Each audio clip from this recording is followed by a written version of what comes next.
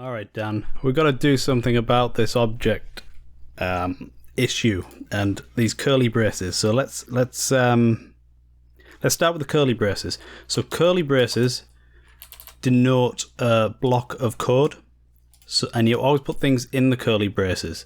So in your code you had something like this, you had a loop, something like that, but you only had one curly brace here, the other one was outside of the loop. You need to put that inside like that, and then the contents of the loop goes in here. So the curly braces are defining a block of code. Okay, so that's curly braces for loops. With an if statement, it's the same thing. You write your if statement, and then again, curly braces define the block of code. Your code that you want to happen if the if statement is true goes inside here. Objects. So objects are a bit like arrays, or more correctly, arrays are a type of object. So you know how to use arrays, I'm assuming. So it's like that would be your array, and each element of the array has an index, and the index goes from 0 up to however many elements you've got in your array. And if we look in the script watch table here, the newly improved script watch table, we can see it shows you really clearly, so you should definitely use this. You can see each element of the array and the values that are in it. So if I change the 3 to a 30, for example, we can see that the 1, 2, 3, the third element of our array, which actually has an index of 2, as we can see here, A2, now has a value of 30. Okay, let's look at objects now. So an object is a bit like an array. We declare it with curly braces, and these are not the same as the curly braces you're using with for loops and if statements, which define a block of code.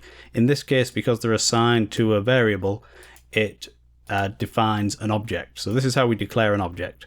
And let's change the name of our variable. We'll call it animals. I'm going to hit F5 just to clear that over here, so we can see our object in the script watch table. Now with an array, the indexes are defined for us, starting at 0. With an object, we can define the indexes, and we don't call them indexes when it's an object, we call them keys. So you have what are called key value pairs. So we can define a key, we can say dog, that can be our key, and we can say the dog is black, that's our value. So we've got the key and we've got the value. And the key can be anything. It could be an index, just like you have for an array. It could be 0. It doesn't really matter exactly what it is, but it's some string that defines this key value pair. And then we could have another one. So we could have a cat, and the cat is ginger. And we could have a fish, and the fish is gold. Okay? So these are all key value pairs, and they're separated by commas. And you don't have to write these on one line. If it's getting a bit long, you can split them into multiple lines, same as you can with arrays. And if you let's put a space between those. If you write them out like this, just make sure your indentation is clear. You don't want to have something like that or like that. It's harder to read, so clear indentation is good. Now to access these, so let's hit F5 first of all, actually, so we can see our object over here. So we can see now each one. Now we don't just have to store strings in our objects, we can store other values, but the key always has to be a string. So even if you want the key to be a number, like the number 10, it must still be a string, so you've got to put it in quotes, but the value could be just a raw number like that. If we hit F5, see, that works, and it tells us the data type is an integer. I wonder if it'll detect a float if we put float. It does, it calls it a double, but yeah. So we can also have Boolean values, so that would be a Boolean value. Detects it as an integer because Booleans are the same, it's 1 or 0. So the way we access these, it's a bit like how we access array elements. So with an array, you would put your array and then like the index that you want, 0, 1, 2, etc. With this, we do the same thing, so we can write console.print animals, and we've got a couple of choices. We can use the square brackets like you would for an array and put dog. So we're using the key to access it. The thing on the left is what we use to access it. And if I hit F5, you see it says the dog is black. If we put fish, the fish is gold. So you can do it like that. You can use a string, but you can also just write dot and then the key. And so we're getting the same output. If I change it to cat, it'll be ginger. Now the reason why you might not want to do it with the dot is if you've got a space in it. So if we change, let's add another one. And let's say, what should we call this one? We'll call it Dormouse. And the Dormouse, he is grey. So we can't put Dormouse here because that's got a space in it. So that won't work. But if we turn it into a string and use the square brackets, we can access it that way. And the Dormouse is grey.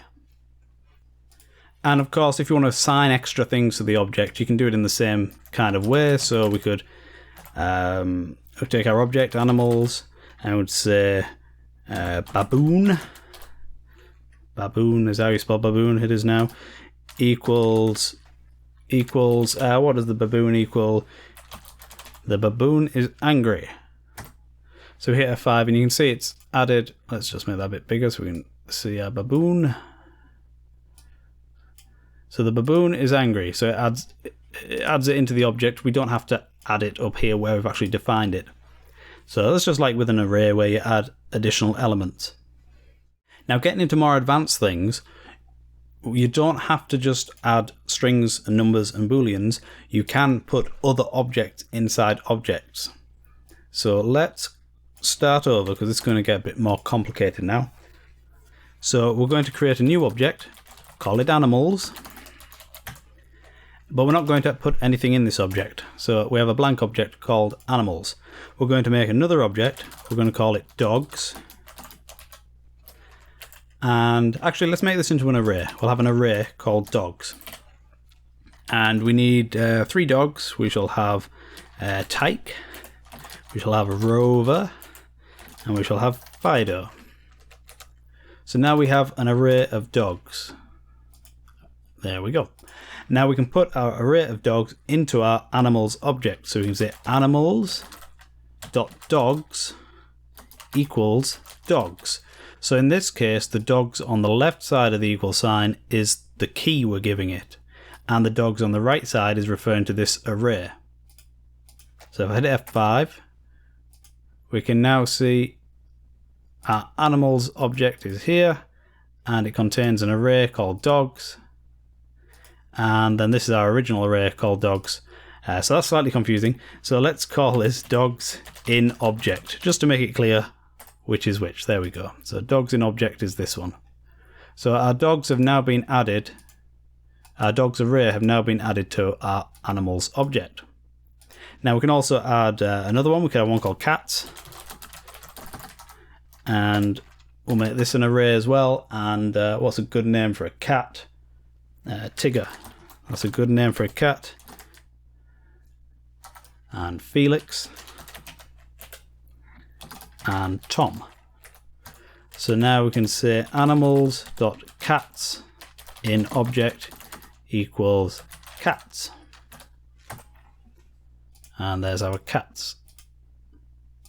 So they're contained now, dogs in object, cats in object, they're contained within our animals object.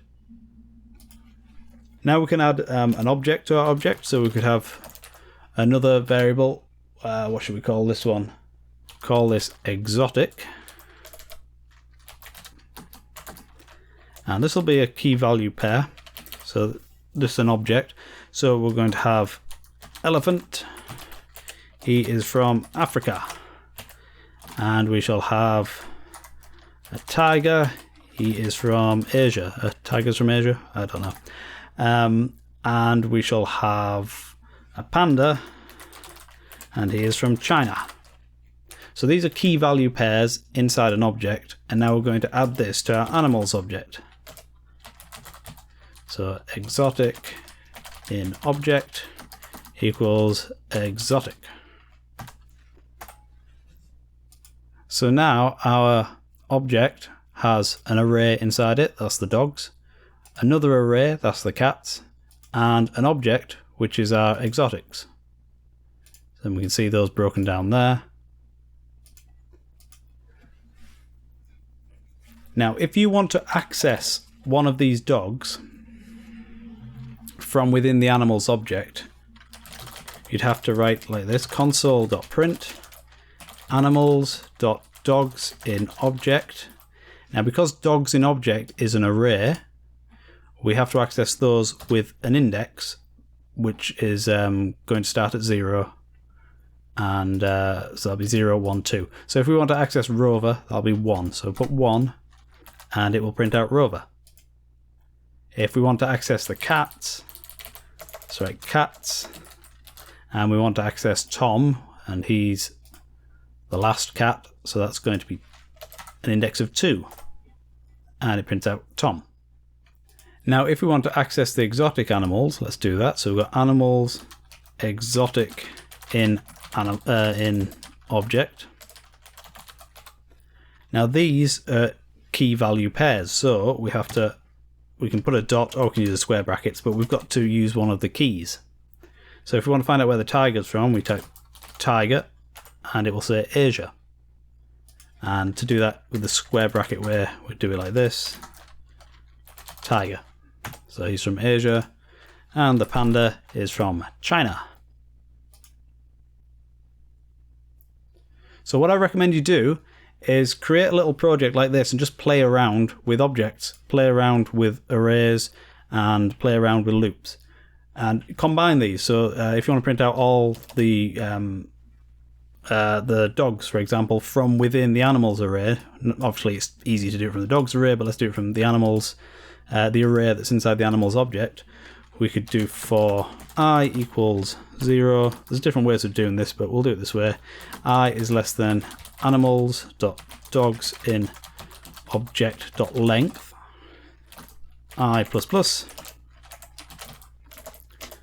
Let's use some curly braces here, so we practice with the curly braces. And let's hit F5 so that China thing disappears. And we'll do console.print animals.dogs in object I, get rid of that one and hit F5, and now it prints all of them. So Rover, Tyke, Fido. And then you can experiment with doing it perhaps with, instead of doing it with a for loop, you could practice your for in loop. So same sort of thing. So we do for A in animals, or let's change that. Let's do for dog in animals.dogs in object, console.print dog, and we get the same thing. So make a little playground like this and go and experiment. There's no stress with this. You don't have to worry about your project crashing, because you're just doing this little isolated sandbox type thing, and you can just play around with it and have fun, and don't worry if it breaks. Just figure out where it went wrong. In fact, if it breaks, that's a good thing, because then you'll learn from that. You'll learn why it's not working, and then when you come to use this in your real project, you'll know how to avoid that mistake or how to fix it. So I hope you find this helpful, and I hope this sort of clears up a few things for you regarding your curly braces, objects and arrays.